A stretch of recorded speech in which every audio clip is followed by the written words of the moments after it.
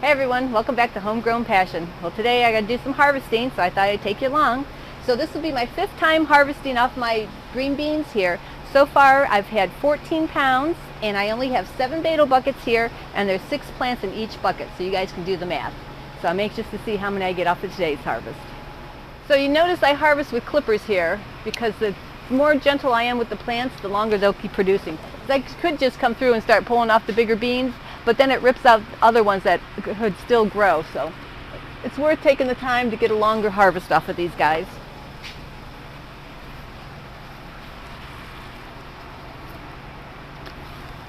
And as you can see, there's a bunch of beans up on top there, so I'm going to have to get the little step stool so I can go up there. But right now I'm going to concentrate on the lower ones.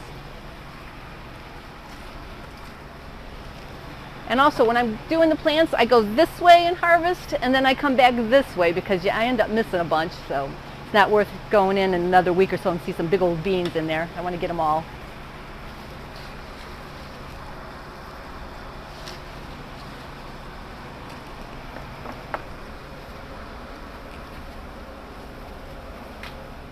Look how beautiful these guys are. Not a blemish on them, and they're really good raw.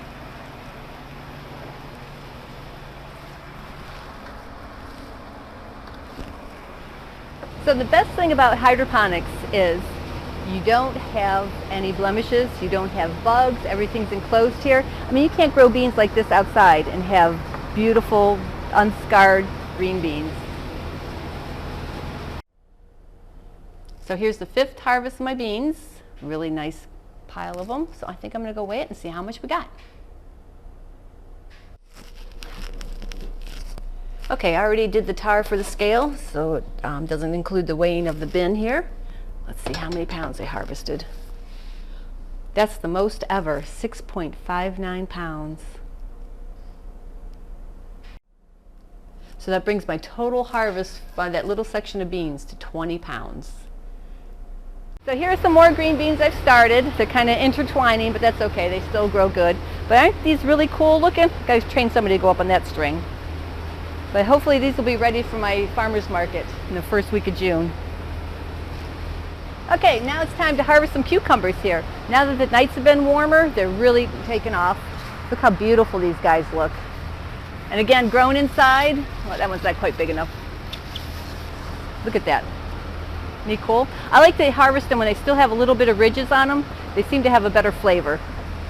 See, this guy's not quite filled out yet, neither is that one.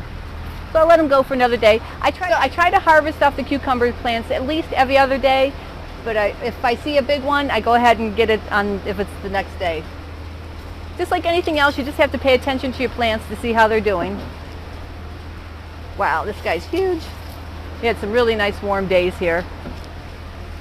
So I do the harvesting and then Doug does all the wrapping for me.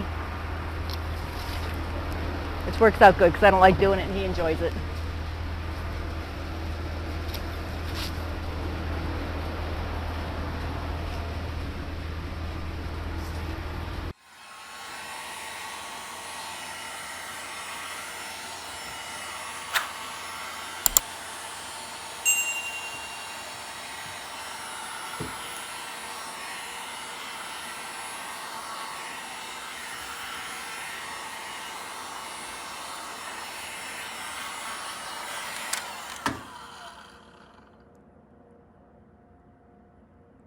So when you go to harvest, the best time of the day to harvest is in the morning because the plants have been rehydrating all night long. You know, during the day when it gets hot, the plants get a little wimpy, so does the fruit. So if you harvest it in the morning, it stays fresh a lot longer. And I've had cucumbers in my refrigerator, unwrapped ones, for almost 3 weeks, and they're still as crisp as the day you pick them.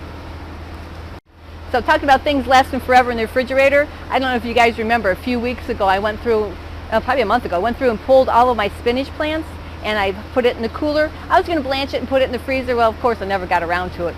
I have been having the best spinach salads this past week from that spinach that's over 4 weeks old. So now you know how old the stuff is in the grocery store.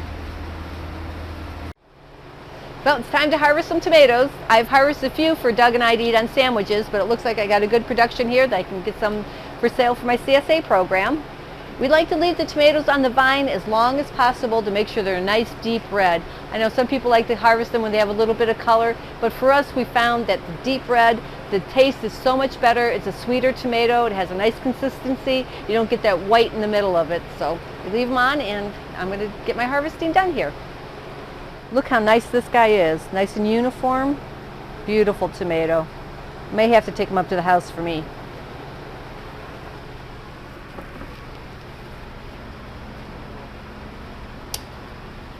I always like to use clippers cutting off the tomatoes because I like to make sure I get this little part of the stem off, because if they roll around they end up stabbing each other and making bruises and imperfections in the tomato. So we also like to keep the green top on the tomato to show that it is a fresh vine ripened tomato. Okay, you can see this cluster. The tomatoes are kind of little. That's because there's quite a few on here. And the later on in the season, when the tomatoes first start off, Doug will cut 1 or 2 off, and then we get the bigger beefsteak type tomatoes.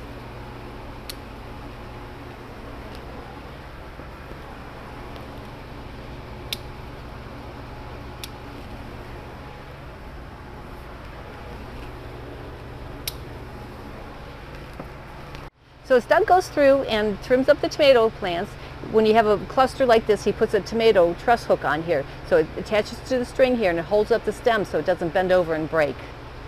So my job is, after the tomatoes are harvested, I go back through and pull all these truss hooks off so we can recycle them.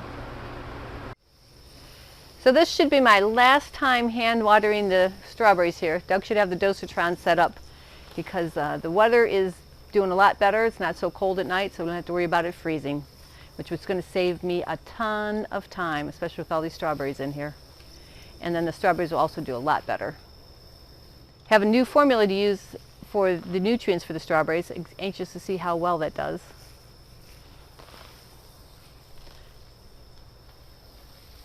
Kind of mesmerizing doing this. Relaxing.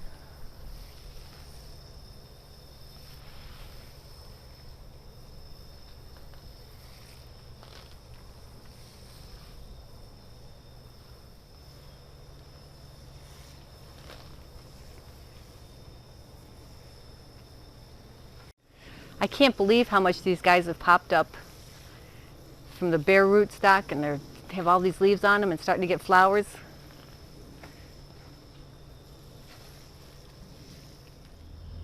Look, there's a flower already. How cool.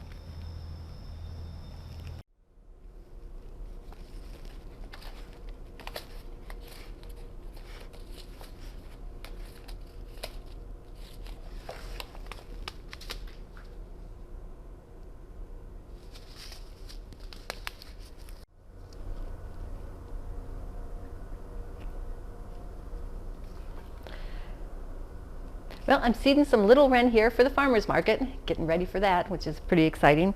Little Wren is a mini bok choy. I put like 4 seeds in each one of these cubes, so getting that done. It's the end of the day, so I'm getting a little bit tired. Did a lot of harvesting. It was fun. Hope you guys enjoy seeing all the different things that we grow here at Breadwood Farm in our greenhouse. And please remember to like and subscribe, and leave me any questions, comments, or suggestions down below. And we'll see you guys next video.